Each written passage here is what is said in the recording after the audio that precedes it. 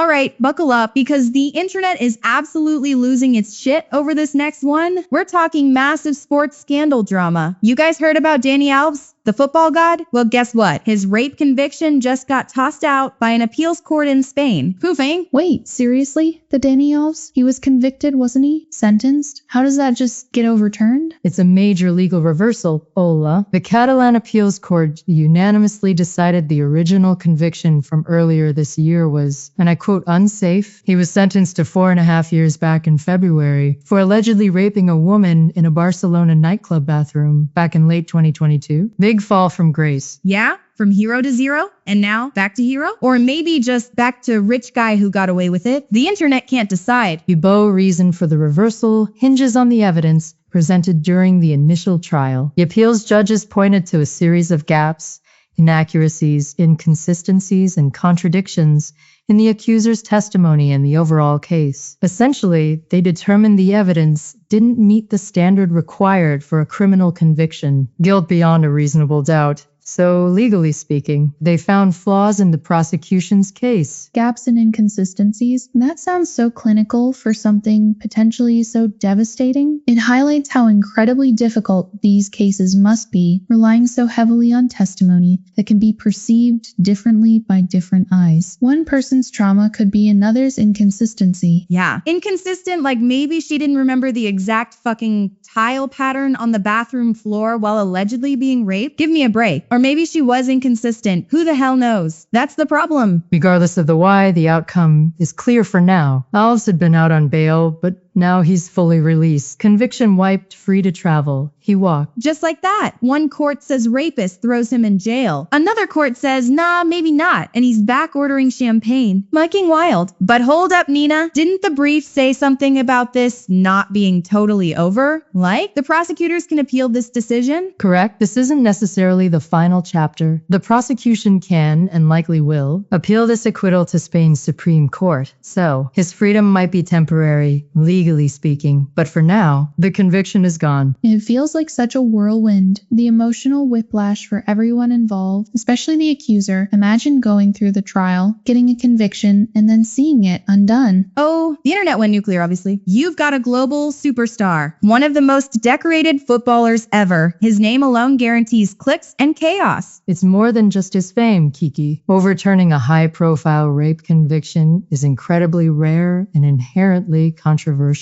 It automatically ignites fierce debate about the justice system, victims' rights, the burden of proof. It's designed for viral outrage. It truly has that perfect storm formula for online explosion, celebrity a serious crime, and then this completely unexpected plot twist. The hashtags probably started trending before the ink was dry on the court documents. Danny Alves' innocent versus justice for victims. It's instant digital warfare. Absolutely. Twitter basically turned into Judge Judy's courtroom, but with way more dickheads. Everyone suddenly became a legal expert overnight. And the reactions were so starkly divided. You saw Alves' supporters, especially loads in Brazil apparently, throwing parties online. They see it as total vindication. Our hero was framed. Now he's free. His wife was posting hopeful messages. It's one reality. And then the other reality. Women's rights groups, survivors, and a huge chunk of the public are absolutely furious. They see this as a massive slap in the face. The concern is palpable. Does this send a message that if you're rich and famous enough, accountability is optional? Will victims even bother reporting if they see cases like this collapse? It's a chilling prospect. That chilling effect is so real. The courage it takes to come forward in the first place, and then to potentially see the system favored out over your trauma because of inconsistencies, it's heartbreaking. And that fuels the central debate. Did the appeals court uphold a fundamental legal principle, innocent until proven guilty beyond reasonable doubt by scrutinizing shaky evidence? Or did they fail the victim by getting lost in legal technicalities, potentially influenced by the defendant's status? Let's cut the crap. The elephant in the room. How much did his millions and his army of expensive lawyers influence this? You think Joe Schmo accused of the same thing gets his conviction overturned? Because of of gaps? Fuck no, he rots. While it's impossible to definitively prove bias, the question of privilege is unavoidable in cases like this. Wealth buys access to the best legal teams, extensive investigations, and the ability to sustain long, complex appeals. That's a systemic issue, not just about elves. But yes, optics matter, and the optics here aren't great for the justice is blind narrative. You see posts online from survivors saying this exact thing. They talk about how hard it is just to be believed, let alone get a conviction. Seeing this reversal brings up so much pain and reinforces that feeling of a two-tiered justice system. It's difficult to reconcile the legal process with what feels morally right or fair to victims. And this isn't happening in a vacuum, especially in Spain. Remember the Luis Rubiales kiss scandal last year? Spanish football has been under a microscope regarding sexism and sexual misconduct. There was a feeling maybe that things were starting to change. That accountability was increasing. For many, overturning Alves's conviction feels like a massive step backward, a setback for the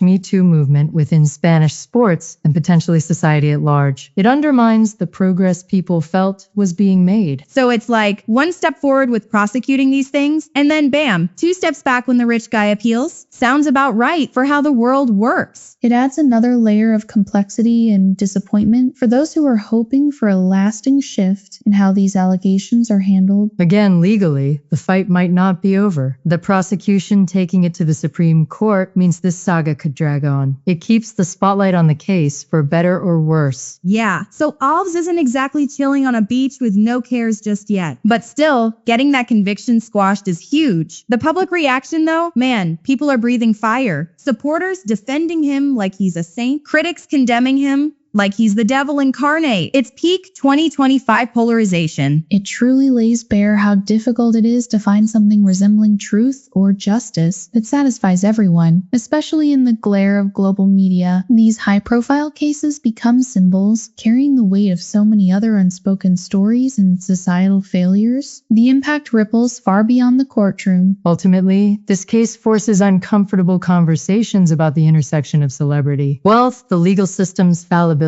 and deeply ingrained societal attitudes towards sexual assault. Whether the Supreme Court upholds the acquittal or reinstates the conviction, the questions Alves's case raises will linger.